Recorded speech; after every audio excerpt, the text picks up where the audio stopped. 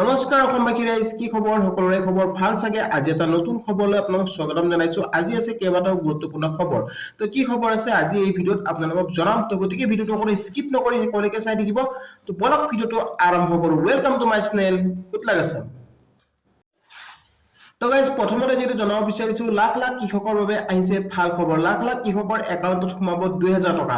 তো এবাৰ 2000 টকা কোনে লাভ কৰিব? আপুনি পাবনে নাপায়? বহুতো কৃষকৰ নাম যেটো কৰ্তন কৰি দিয়া হৈছে। তো কিহৰ বাবে কৰ্তন কৰি দিয়া হৈছে? তো আজি আপোনালোকক যেটো জনাব বিচাৰিছো এই ভিডিঅ'ত, তো ভিডিঅ'টো অকণো স্কিপ নকৰি শেষলৈকে চাই থাকিব।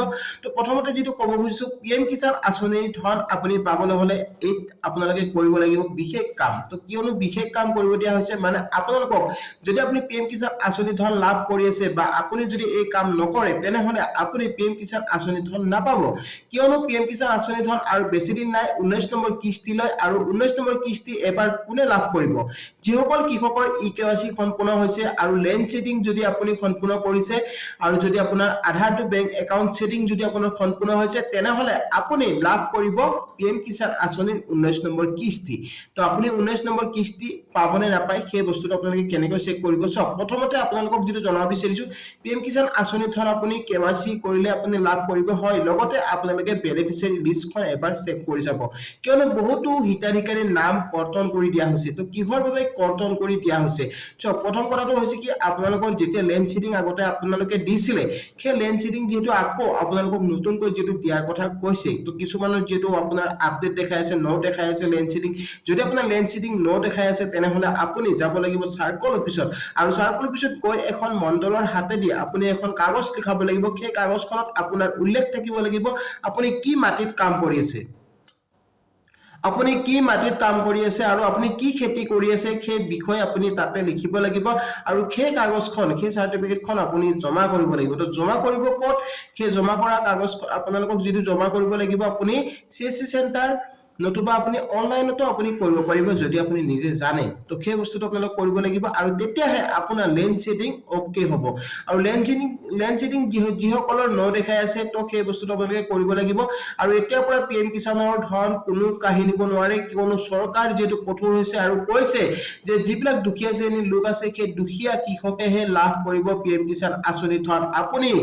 আপুনি যদি দুষ্টকাৰী হয় বা আপুনি যদি তাতে যদি আপোনালোকে ভুল তথ্য দিয়ে তেনেহলে আপোনাৰ যেটো সকলো তথ্য আপুনি মানে যেটো চৰকাৰে গম পাই যাব। কাৰণ আপোনালোকে ইয়াত আপোনালোকে কোনো ধৰণৰ বেমেজালি কৰিব নোৱাৰে। যিসকল যোগ্য হিতাধিকাৰী হ'ব সেই যোগ্য হিতাধিকাৰীহে লাভ কৰিব পিএম কিষাণ আঁচনি ধন। আগতে আপুনি মাটিৰ কি কাম কৰি আছিল, আপুনি মাটিৰ কি খেতি কৰি আছে সেই বস্তু আপোনালোকক উল্লেখ কৰিব নালাগিছিল।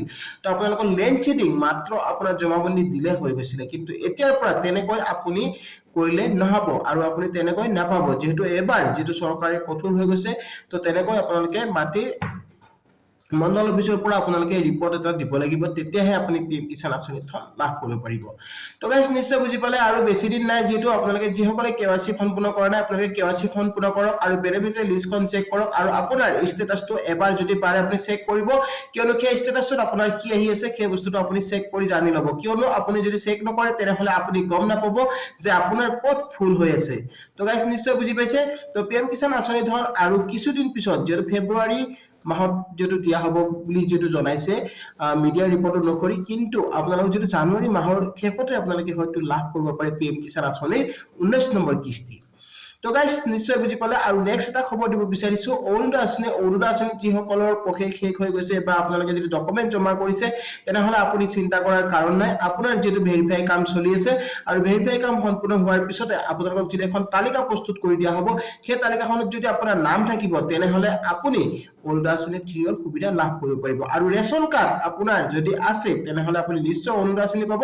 আৰু ৰেচন কাৰ্ডখন যদি পাৰে আপুনি, কিয়নো আপোনাৰ আধাৰ লগত ছেটিং কৰি ল'ব, আৰু যদি আপোনাৰ আধাৰ লগত লিংক হৈ নাথাকে তেনে ক্ষেত্ৰত কিন্তু আপুনি অৰুণোদয় আঁচনি হয়তো নাপাব পাৰে। তো গাইজ নিশ্চয় বুজি পাইছে। তো অৰুণোদয় 3 যিসকলে আবেদন কৰিছিলে বা যিসকলে ডকুমেন্ট জমা কৰিছিলে প্ৰশেষত, তো সেইসকলৰ যেটো অৰুণোদয় আঁচনি অতি সোনকালে ৰিলিজ কৰি দিয়া হ'ব। আৰু পূৰ্বতে লাভ কৰি থকা হিতাধিকাৰীসকলে অৰুণোদয় আঁচনি পাবনে নাপায়, তো সব এতিয়া আপোনালোকক চৰকাৰে কোনো ধৰণৰ আপোনাক নিয়ম বান্ধি দিয়া নাই যে পুৰণি হিতাধিকাৰীসকলে নাপাব বুলি, কিন্তু পুৰণি হিতাধিকাৰীসকলে হয়তো দেৰিকৈ হলেও অৰুণোদয় আঁচনি লাভ কৰি আছে আৰু অৰুণোদয় আঁচনি আপুনি পাই থাকিব। আপোনালোকৰ কোনো ধৰণৰ আপোনাৰ প্ৰব্লেম নহয়। আৰু যিবিলাক বিধৱা মহিলা আছে সেই বিধৱা মহিলাসকলেও লাভ কৰি থাকিব অৰুণোদয় আঁচনিৰ সুবিধা তো গাইস আপোনালোকে নিশ্চয় বুজি পাইছে তো নেক্সট এটা খবৰ জনাব বিচাৰিছো এবাৰ যেটো ক'ব খুজিছো লাখপতি বাইদেউসকললৈ আহিছে ভাল খবৰ লাখপতি বাইদেউসকলৰ ধন যেটো অতি সোনকালে ৰিলিজ কৰি দিয়া হ'ব যেটো মুখ্যমন্ত্ৰী যেটো জনাইছে যে আপোনালোকৰ যেটো বাবে যেটো চৰকাৰে এটা যেটো পদক্ষেপ লৈছে এই পদক্ষেপৰ জৰিয়তে যেটো আপোনালোকক এই চৰকাৰে ধন দিব আৰু কিছুদিন পিছতে আপোনালোকে এই ধন লাভ কৰিব পাৰিব তো আপোনালোক যেটো এটা বিজ্ঞাপনত যেটো জনাইছে যে আপোনাৰ এপ্ৰিল মাহৰ ভিতৰত হয়তো আপোনালোকে লাভ কৰিব পাৰে আপোনালোকৰ মানে যেটো লাখপতি বাইদেউ আঁচনিৰ ধন আছিল 10000 টকা গোটৰ মহিলাসকলক যেটো দিম বুলি কৈছিলে সেই 10000 টকা আপোনালোক মুকলি কৰি দিব আৰু অতি সোনকালে আপোনালোকে অতি সোনকালে লাভ কৰিব পাৰিব তো তাৰ বাবে আপোনালোকৰ যেটো বেংক একাউণ্ট আছে সেই বেংক একাউণ্টটো আপোনালোকে সেটিং যদি কৰোৱা নাই আপুনি সেটিং কৰি ৰাখিব আৰু আপোনালোকৰ বেংকৰ একাউণ্টটো এক্টিভ ৰাখিব তেতিয়াহে আপোনাৰ একাউণ্টত পইচাটো সোমাই যাব তো আৰু আপোনালোকৰ হয়তো এখন তালিকা ওলাব পাৰে সেই তালিকাখনত আপোনালোকৰ নামটো আপুনি চেক কৰি চাব আৰু অনলাইনটো আপুনি চাব পাৰে আপুনি অনলাইনত গৈ আপুনি আপোনাৰ তালিকাখন যদি চোৱা নাই তো চাই লব যদি আপোনাৰ তালিকাখনত নাম আছে তেনেহলে আপুনি লাভ কৰিব 10000 টকা আৰু যিসকলৰ এক মানে যিসকলৰ মেছেজ আহিছে আপোনাৰ যদি যেতিয়া আপুনি ৰেজিষ্ট্ৰেচন কৰিছিলে বা আপুনি ডকুমেন্ট জমা দিছিলে লাখপতি বাইদেউ আঁচনিৰ বাবে যদি আপোনাৰ মেছেজটো আহিছে ৰেজিষ্ট্ৰেচন সাকসেসফুল হোৱা বুলি তেনেহলে আপুনি নিশ্চিত থাকক আপোনাৰ একাউণ্টত 10000 টকা সোমাই যাব তো গাইস আই হোপ আপোনালোকে নিশ্চয় ভিডিওটো বুজি পালে তো আজি আপোনালোকক এইখিনি জনাব লগা আছিল আপোনালোকক যদি তিনিটাকৈ ইনফৰমেশন দিলো তো ভিডিওটো চাই কেনেকুৱা পালে জনাব ভিডিওটো চাই যদি ভাল পাইছে তেনেহলে এটা লাইক আৰু শেয়াৰ কৰিব নাপাহৰিব আৰু লগতে চেনেলটো যদি নতুনকৈ আহিছে তেনেহলে সাবস্ক্ৰাইব কৰি ৰাখিব আৰু কাষত থকা বেল আইকনটো প্ৰেছ কৰি দিব যাতে এনেকুৱা ধৰণৰ নতুন ইনফৰমেশন আহিলে সকলোতকৈ আগত পাই থাকে তো গাইস আজিলৈ মানে জয় আই অসম